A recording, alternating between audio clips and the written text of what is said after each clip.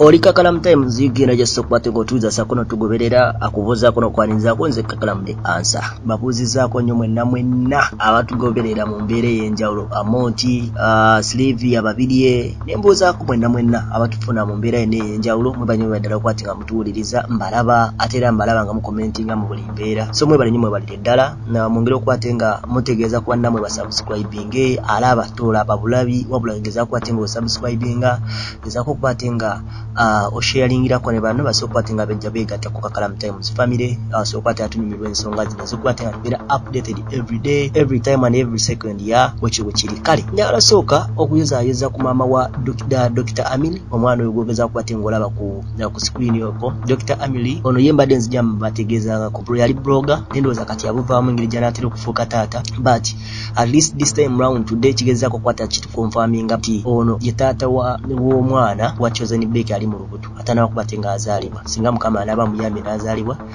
kijja kubatenga kibayo bulungi so ngenda kuzanyira mu kudoboozi mu mbeere mu maasa awo so patenga oliwulira lwaki mugamba nti muyoza Dr. Emily nti mama we yafalira agaseeko omwaka kabula omuntu abadde wakati w'okubatenga akola omukolo gw'ontiko wakati nga bate bakyabakiriza kutambula nakukola keeke na biki ye chosen bake yabadde ageza kubatenga akolera Nazalawe mu butongole akayimba saako n'okumuwishinga amazaalibwa amalungi ngera nga muyita mama waffe so ansooke nkuwa akayimba kano ke bayimbidde chosen bake kawadde mama wa Nazalawe also kawulire nzije Mama, I dedicate this song to you.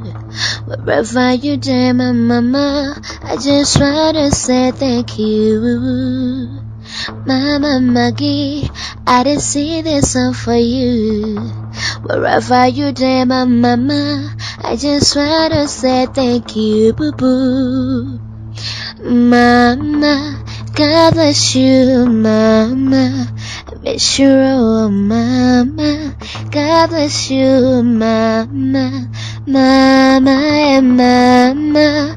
God bless you, mama. Miss you, oh mama. God bless you, mama. I dedicate this song to my mother. I love you, Mama Maggie. Happy birthday to you.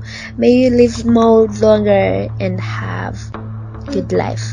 Afrika tumuyoze Nazalawe omuyimbi waffe chosen bake so Dr. Amili akuta akantu kano n'akateeka ku status ye kyabalina ku simu ya Dr. Amili bawa chosen bake ndo zamusobola okukiraba n'amwebaza n'agamba thanks baby nga wogeza kubate ng'olaba awo omukwano guli waggulu so yebyo twagala kwate nga tuyozayoza Nazalawe chosen bake kubanga kati ono yafuuse family waffe naffe wabeera mami wa Dr. Amili naye abeera mami wa chosen bake ate era abeera mami waffe abawagizi be so muyoze kubate nga tuse kukula eri atakumira mpeera ku nkumire